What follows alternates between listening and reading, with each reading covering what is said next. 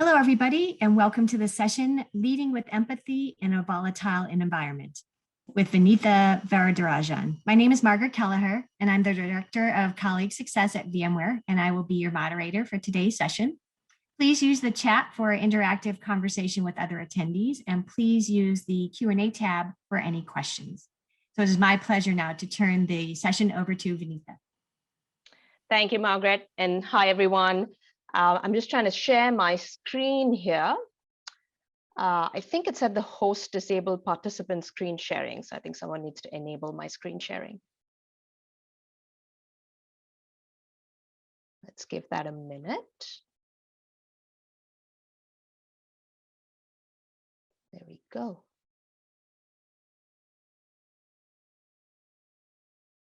All right, can everyone see my screen? Okay, wonderful. Thanks again, Margaret, and thanks to everyone who joined this session today. I'm really excited to share my journey and thoughts on empathetic leadership. I started my career in cybersecurity over 15 years ago, and at the time, as you can imagine, the space was fairly new. The hackers weren't as sophisticated as they are today, and consequently, cybersecurity capabilities at organizations weren't as evolved because they didn't need to be. It was my dream in college to work for a management consulting company, the likes of McKinsey, Deloitte, and PricewaterhouseCoopers and others. So that's what I did. I went straight from college to grad school, and then I accepted an offer at a global management consulting company. And I spent about 12 years of my career initially in cybersecurity consulting, working for various clients across the country, across the United States. After that stint in consulting, I then made my way to Rubrik. Rubrik, for those of you who aren't aware, is a 7-year-old startup based in Silicon Valley. And we make cloud data management products that span things like data security, compliance, and data recovery. I now lead a large portion of the information security program here at Rubrik. And what I love the most about my job is I get to work with some amazing people who are really good at what they do, and they're just simply amazing human beings.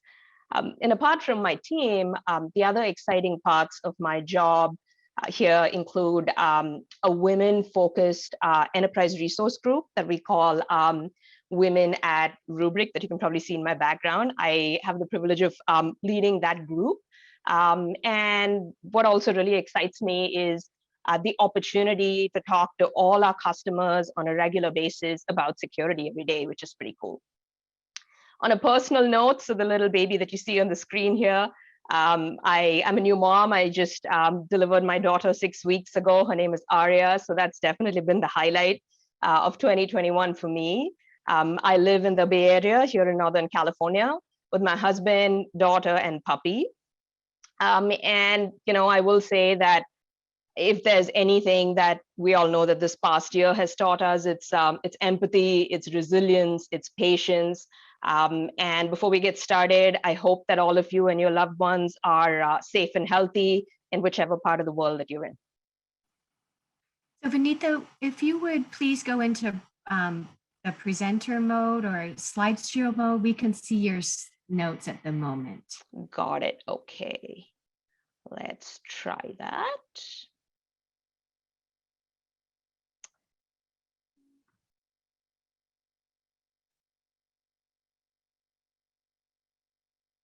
I'm on maternity leave, and clearly I'm already not as tech savvy as I used to be.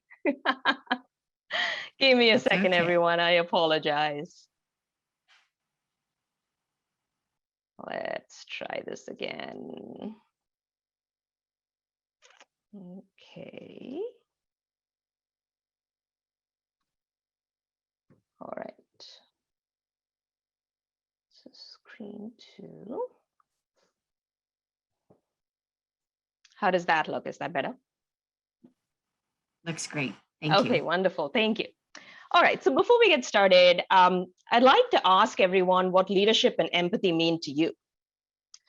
If you have your Hoover app on your desktop or laptop, please use the chat box in your app to respond to this question. Now, obviously, there's no right answer. I'd just love to hear your thoughts on what each of these two words mean to you. So I'll give it a few seconds if you want to just start sharing some thoughts on what leadership and empathy mean to you.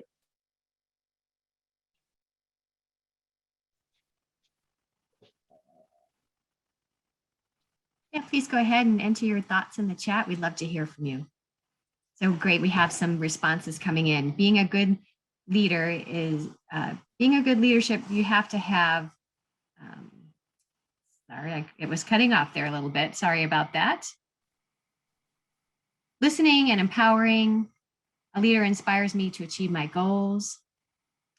Being a good leader, you have to have empathy in order to understand where your underlings are coming from. Empathy equals caring about the circumstances and the health of others. That's great. I mean, those are all things that come to mind clearly when we think of empathy. And I think some of the responses, the way I interpreted it was, a good leader has to be someone who inspires you, right? So I think those are all great answers. And I'd like everyone to continue thinking about what these two words mean to you as we go through this presentation. All right, so let's talk about leadership. If there's one word that comes to my mind when I think about describing leadership, it's followership, right? Anyone not know who this is on the screen? Probably not, right? Ruth Bader Ginsburg, in my mind, is such an icon, and she's such an iconic leader because she really possessed all the elements needed to lead with impact, right? She had the ability to influence parties on different sides of the spectrum. She led decisively, like we all know. And most importantly, in my mind, she had hundreds of people who wanted to work with her, right? And they wanted to learn from her. And really what I mean by followership is the number of people who want to come work for you. Because I think an indication of a good leader is the number of people who really want to come work for you and who want to build great things with you, right? Because some of you put this in the chat as well. Again, leadership is really about inspiring others to be the best version of themselves, right? So while, and all of you are probably going to attend various sessions through today and tomorrow that's going to talk about the importance of marketing yourselves, and that's extremely important.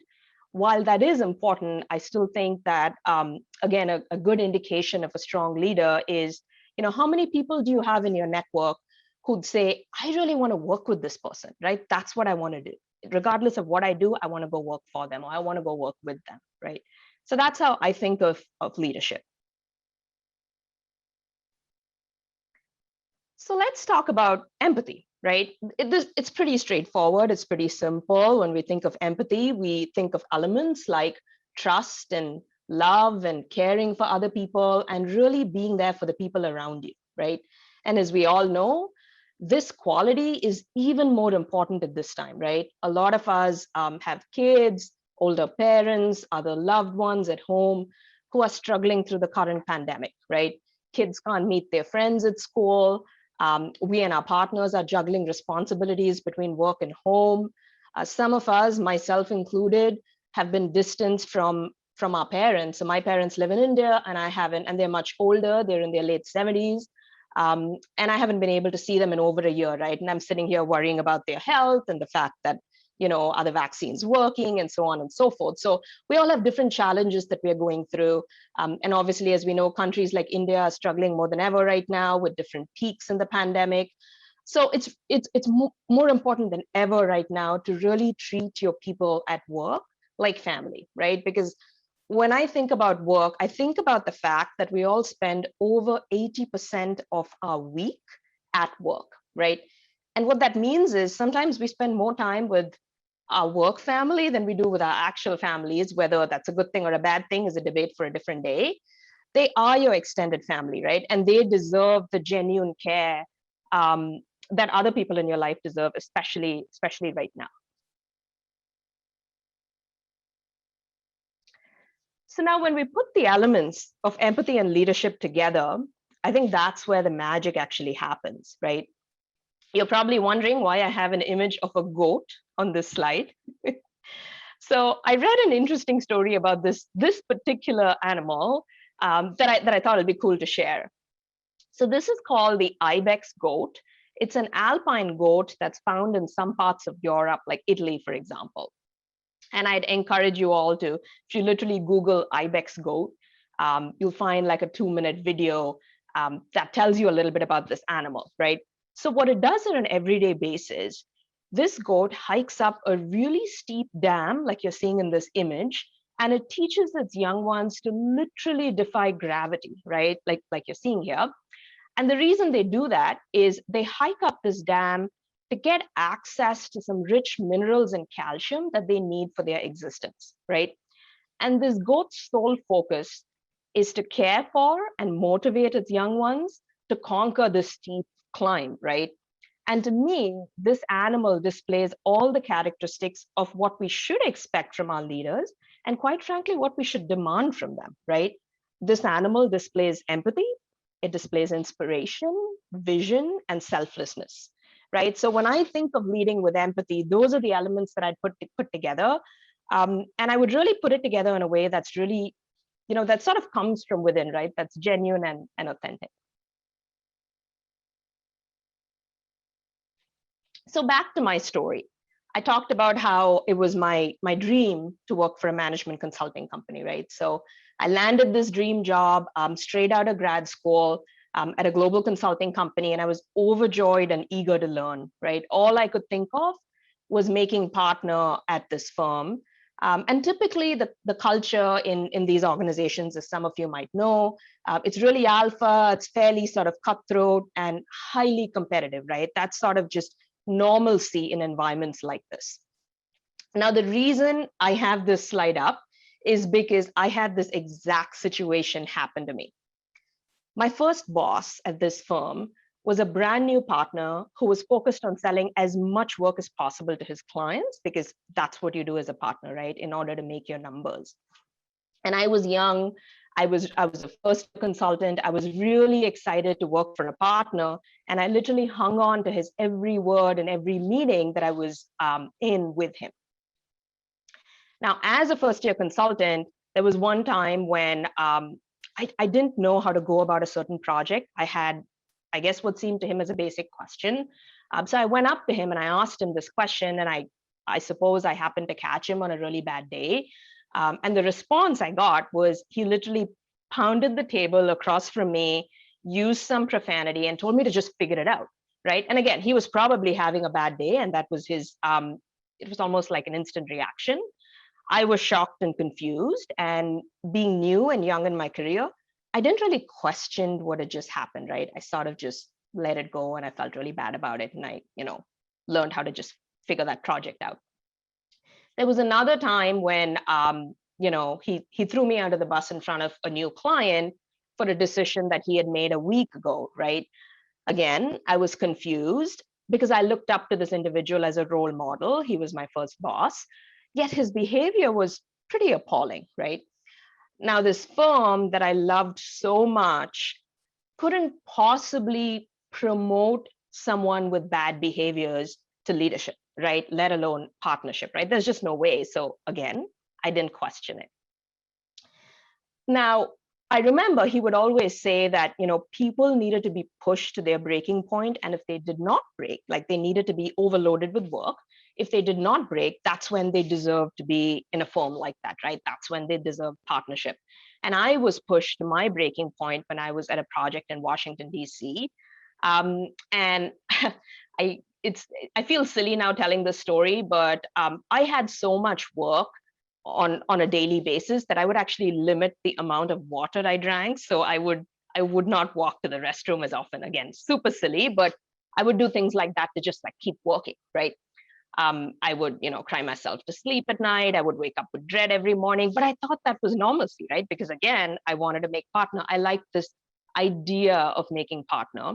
And granted, there were some mistakes that I made along the way, right? Because I had this idea of what was my dream, and I sort of just didn't listen to all of the signs, right? Now, that project that I was in DC, I saw the project through, and everyone else on that team quit the firm because they couldn't take the stress. I received a huge cash award for staying on and making the client happy. And I was mighty proud of myself and went on to my next project, right? Again, I thought that was normalcy. Now, guess what happens when you're new to the workforce and eager to learn? You tend to emulate the leadership style of your boss, right? I used to think that being tough and aggressive were critical to being a successful leader, right? Even though this did not particularly jive with my personality, but I sort of just shut that inner voice in my head out. And as a result, I had to work extra hard at being someone that I thought I should be, right? So this story sort of sticks with me because there's so much that I learned out of it. Now, when I think back, right, it really taught me how to not exhibit certain behaviors and how to really listen to what I believed in.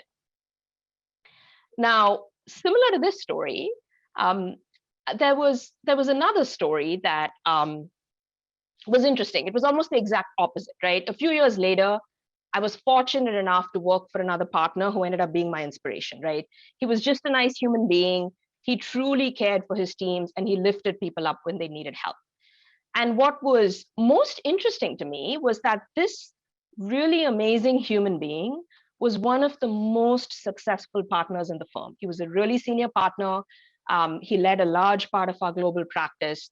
And it sort of didn't compute in my head, right? Because the opinion that I had formed for myself, because of the experiences I had in my past, was that I thought success and kindness were mutually exclusive of each other in the workforce, right? And when I started my career, there were no leadership development courses. A conference like this one did not exist. So you really only have the people you work with to learn from, right, on how to be a leader. I remember there was this one time that I had a really rough patch and I had a painful miscarriage.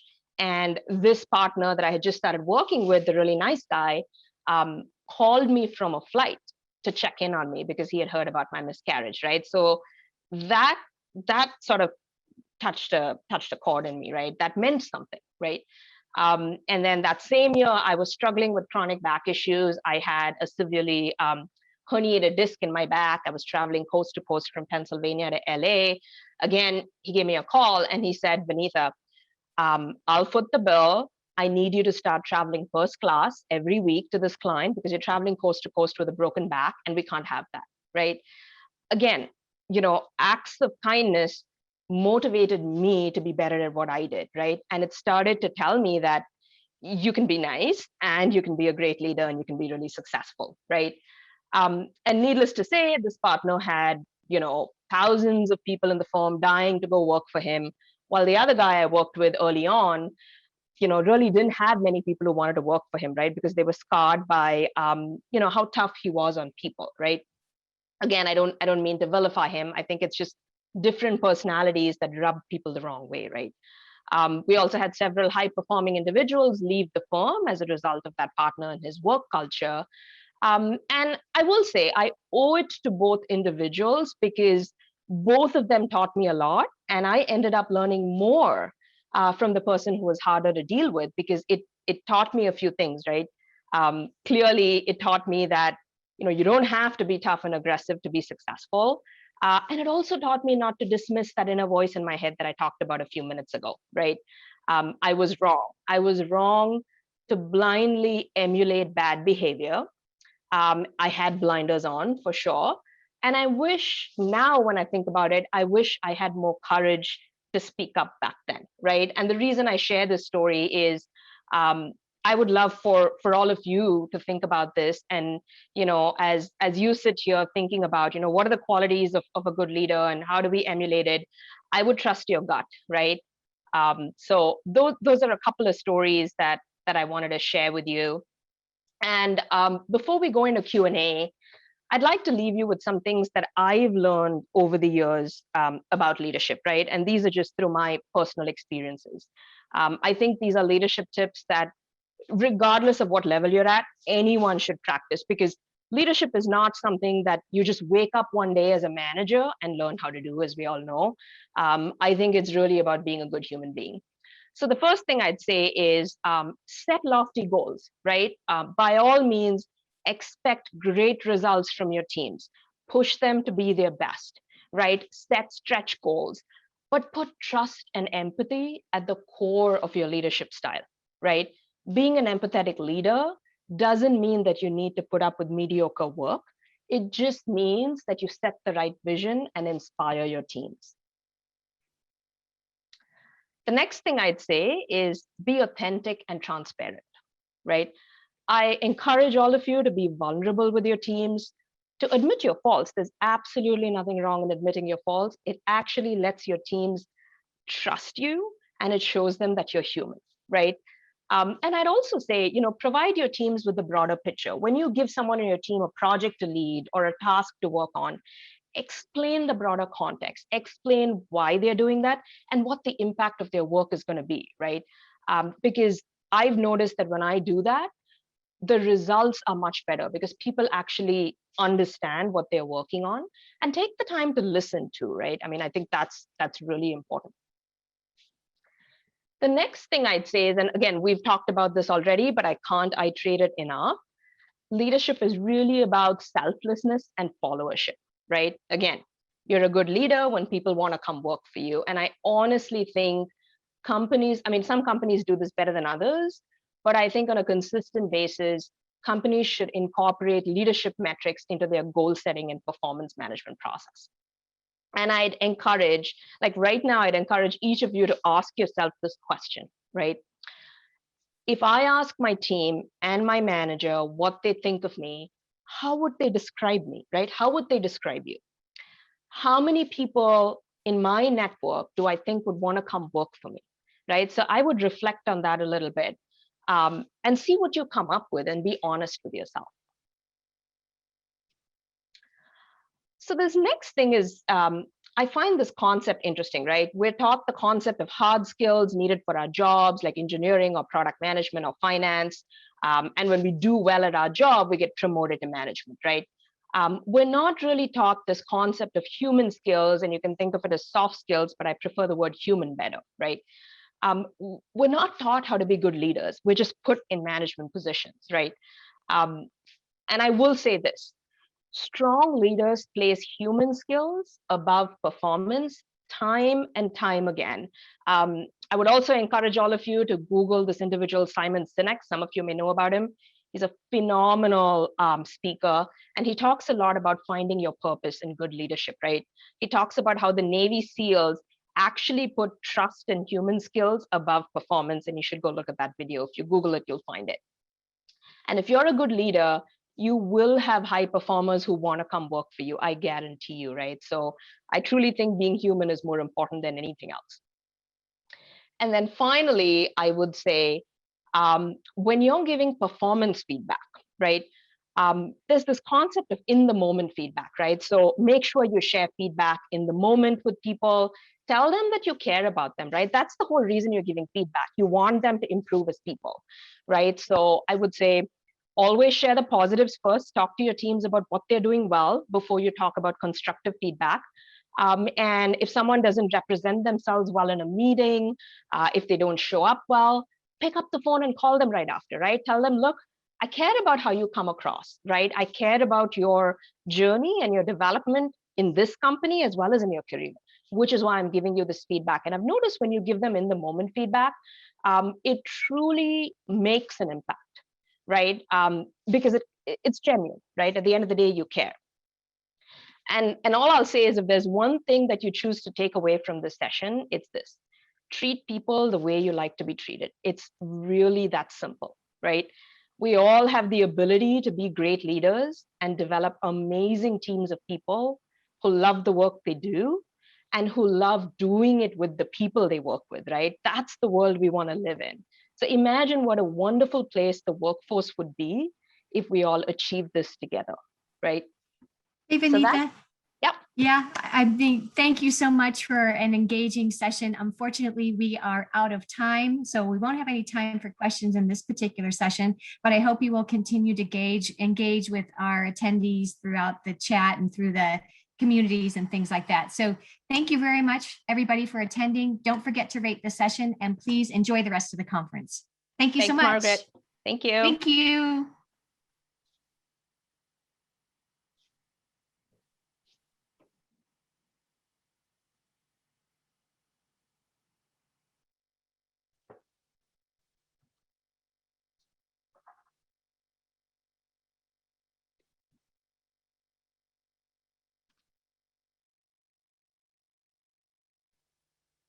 Hello.